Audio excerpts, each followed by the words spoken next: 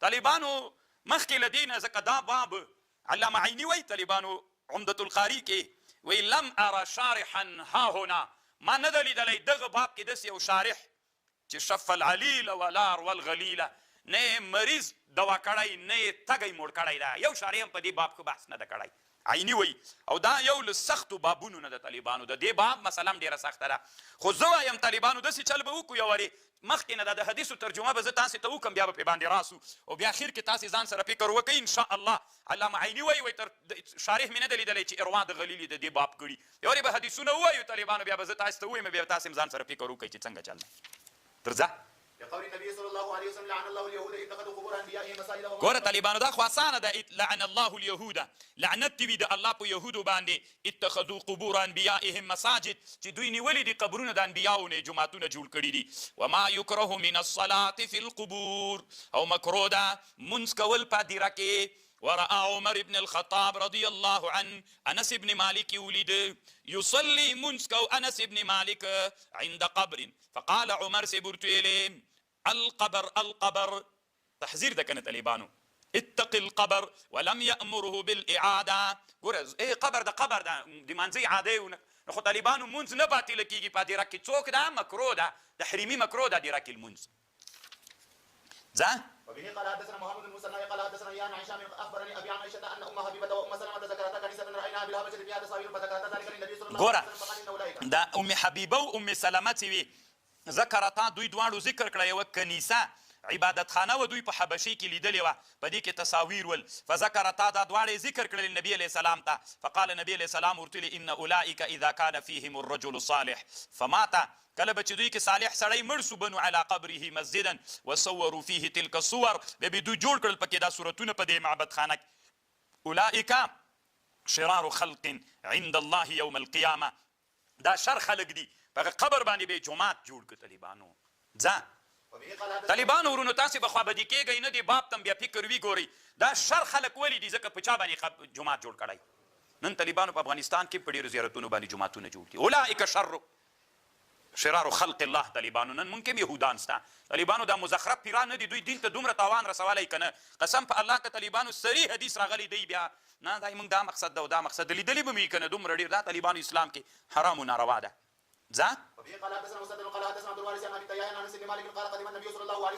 راغی نبی علیہ السلام مدینه ته فنزل وایړول اعلی المدینه په اعلی د مدینې کې فی حی کله چې نبی علیہ السلام نوی را مهاجر سو چیرته راغی مدینې ته د یو قوم سره واړول بنو عمرو بن عوف ورته وایي فاقام النبي صلی الله علیه وسلم فیهم 14 لیله په دې خبر بیا وروسته بحث کوو طالبانو څلرویشت شپې اصل کې تېرې کړي دي ښه طالبانو څلرویشت شپې تېرې کړلې نبي علیه السلام دلته ثم ارسل الى بني نجار یا نبی علیہ السلام څوک ولېږل بني نجارو ته فجاءوا بنو نجار راغلل متقلدي السيوف تورې په غاړو کې وې کأني زه چې یم ګویا کې ګورم نبی علیہ السلام په اوښه باندې سپور د ابوبکر شاته ورپسې ده وملأ بني نجار حوله د بني نجارو قوم د نبی علیہ السلام شاته روان ده حتی القا بفناء ابي ایوب هغه پناه د کور د ابو ایوب سره یې واړول وکانو یحب ان یصلي نبی علیہ السلام دا خوښوه چې منځو کې حیث په هغه ځای کې چې کوم چې کې دی منځ ګیر که باید هلته منځو کې ویصلي فی مرابض الغنم په پنغالي د میږو کې په دې وروسته خبر کوو وانه امر ببناء المسجد امر یې وکړه چې جومات جوړ کوي فارسل الى ملأ من بني نجار فقال يا بني نجار ثامنوني بحائطكم دلته یو باغ طالبانو دا د بنو نجارو د ابو ایوب انصاري کور سره نږدې نو ورته ویلې طالبانو دا د نبی علیه السلام کور چې و که نه اویلی خو یې نه درلو د طالبانو کوټې ولې دا د ابو ایوب انصاري کور هغه طالبانو زمانه کې زر کاله مخکې توبه حمیري ورته جوړ کړي رسول علیه السلام لکه پخوانیو کتابونو کې خو دا نقشه ټوله ذکر وه دا قصه ټوله طالبانو علامه عیني په ابو داود شرحه کړې هلته ذکر کړې ده په ابو داود عیني شرحه کړې چې هغه توبه حمیري راغی طالبانو د یمن بادشاه بیا یې دا جوړه کړله او بیا همداسې یو بل ته راته تر دې نبي علیه السلام ته دلته باغ وي دا باغ ما ته پیسې راته ووایي زه به یې پیسې درکړم دا د دوه یتیمانو قالوا لا والله لا نطلب ثمنه الا لله په دې وروسته خبر درته کوم فقال انس ورته ویلي فکان فیهم ما اقول لکم قبور مشرکین دلته د مشرکانو قبرونه ول ففيه خارب دلته څنور خرابم وفيه نخل دلته د خرما ونی نبی علیہ السلام امر وکړ بقبور المشرکین چې دا قبرونه د مشرکینو فنو بشتراوس پړل سو ثم بالخرب هغه خراب جیم طالبانو اوار کړل سو هغه ونی چې وی هغه قطع کړل سو فصف النخله سپونه د خرما هغه ونی چې پرې کړل سو د طالبانو دیوالونه غوندې ساب تر جوړ سو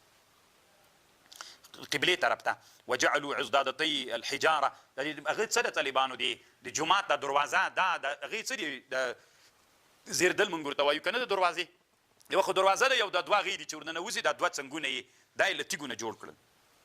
وهم يرتجزون صحابه ځان سره دا شعر ویلي والنبي صلى الله عليه وسلم معهم وهو يقول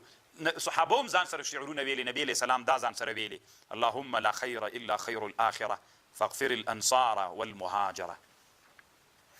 اوس خو طالبانو په حدیث مطلب پوه شولې کنه حدیثونو معنا مو واورېده اوس طالبانو د باب مقصد واوري ګوره باب مقصد هم نه درته وایم طالبانو یو وری به د رشید احمد ګنګوهي رحمه الله خبره واورو چې د دې حدیثونو څه مطلب داسې وایي طالبانو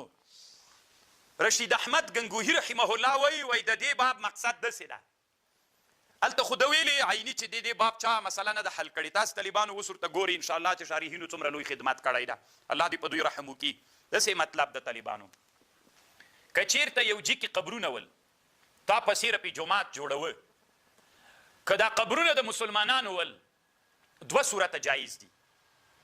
دا جومات په قبر جوړول ولې ناروا ده اصلي علت رشید احمد ګنګوهي صاحب وایي طالبانو تشبیه له کافرانو سره د چا د وجې نه ناروا ده تشبیه له کافرانو سره نو تشبیه له کافرانو سره ناروا ده نو ځکه بنا على المسجد على القبر ناروا ده مشابهت لغوي سره اصلي لکه د بت پرستانو داسې راځي ښه رشید احمد ګنګوهي صاحب وایي که قبرونه د مسلمانانو دوه کار به کوي یا به نبش د قبر کوي چې جومات جوړوي څه مطلب هډوکي به یې راباسي د دې مړي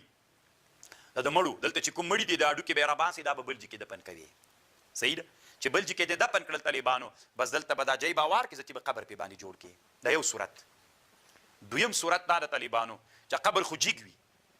بیخي راباسمه بس دا قبر رنګ کا هډوکي چې کوم چې کې پراته دي همغلته یې پرېږده دا قبر رنګ کا همداسې اوار پرېږده خو پاس نه جومات پې جوړ که دام روا ده دا د تسویې د قبر دوه معناوي لري کله چې ته په مقبره باندې جومات جوړوې د دوو دا ناروا ولې ده ځکه تشبیه له کافرانو سره ده نو څه شی وکړه اوار یې که نو اواروالی دوه معناوي لري یو دا ده د مړو هډوکي راوباسه دا چې اوار که جومات پې جوړ که دا جایز ده دویم دا ده چې نه هغه جګوالی ختم که چې نور چاته پته ونه لګېږي چې دلته مخکې څوک وو جومات وو هډوکي دې مې همغلته بس اوار یې که جای هډوکي دې په خپل ځای باندې پاتې سي او دلته څوک وکړه جومات پې باندې جوړ که بالکل جایز د جواز لري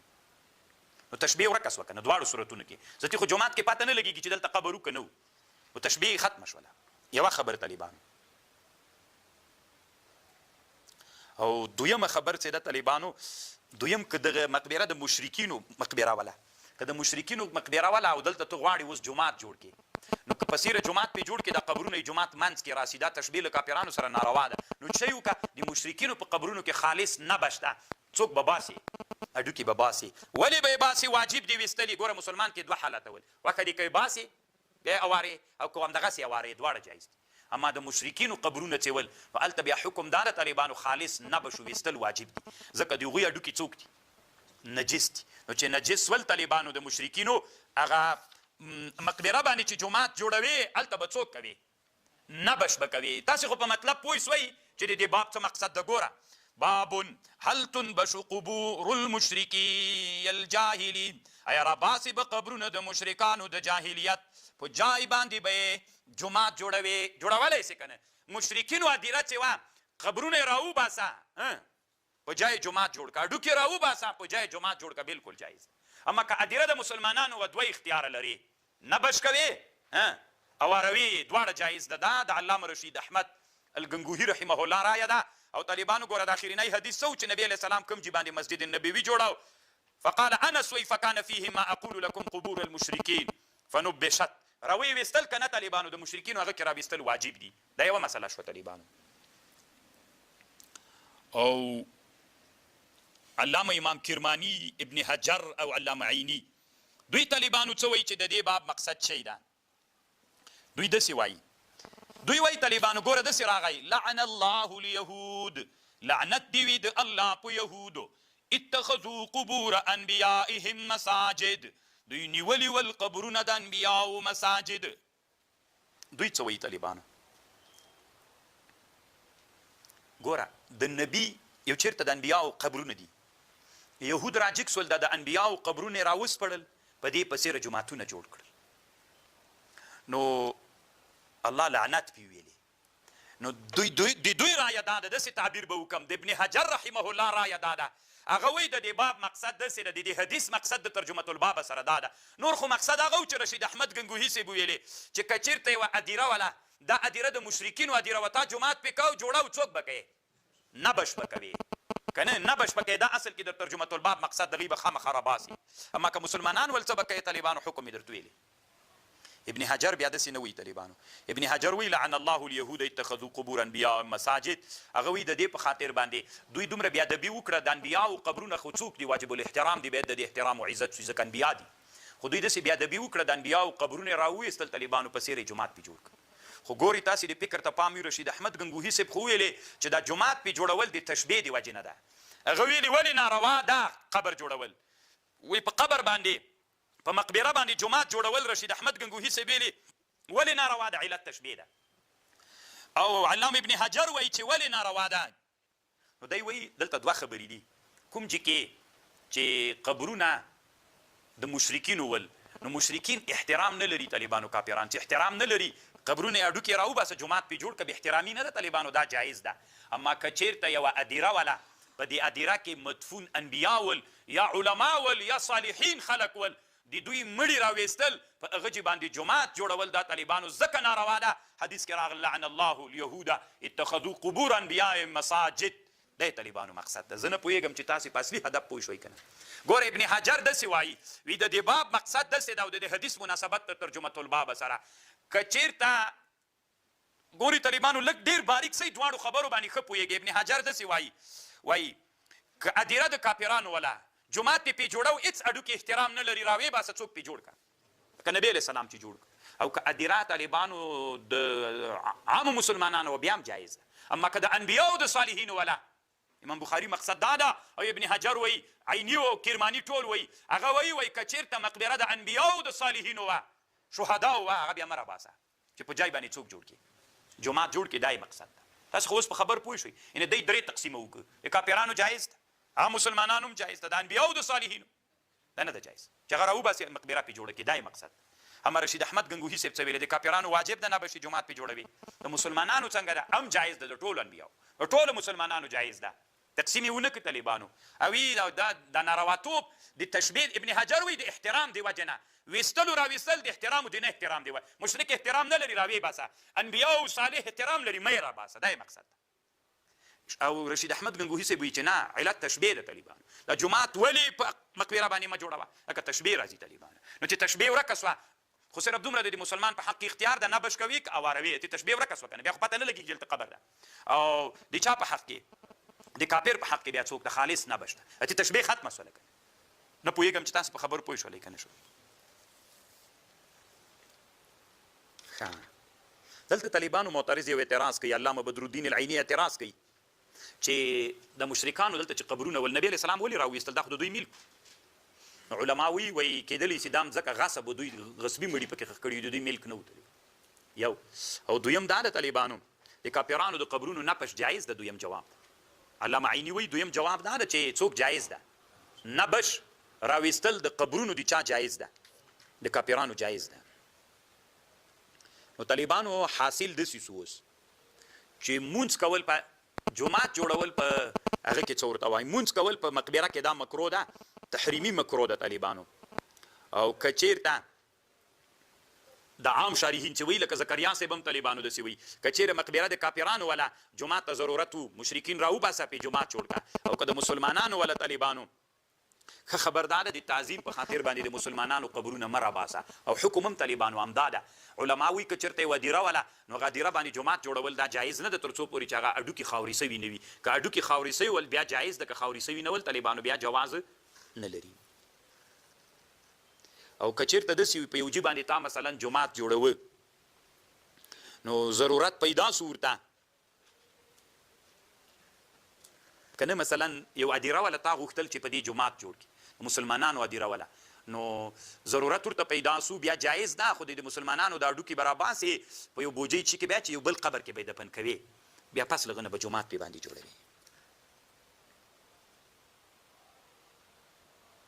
او بل طالبانو دلته علماو یوه خبر بله دام کړې ده چې عمر رضی الله عنه ګوره هغه کې ورته ویلې رښتیا دا د ام حبیبې رضی الله عنها هغه څه فنزل نبی ام حبیبې کنه چې هلته سړی صالح به پکې مړ سو کنیسه کې دین رشید احمد ګنګوهي رحمه الله داسې لیکلي دي طالبانو دی وایي مونځ په هغه ځای کې چې هلته تشبیه له کافرانو سره راځي دا مکرو ده ګوره مقبره کې مونځ مکرو تحریمي ده هر هغه ځای کې چې په هغه کې تشبیه له کافرانو سره راځي مونځ څوک ده پکې مکرو ده او یوه خبر دلته دا و طالبانو هغه حدیث کې چې نبی علیه السلام څو ورځې تېرې کړلې مدینې منورې ته چې راغی بنو عمرو بن عوف کې څو ورځې تېرې کړې 14 انور شاه کشمیري صاحب وایي دغه نسخه څه ده دی موږ او تاسې دا د بخاري تر ټولو نه طالبانو یوه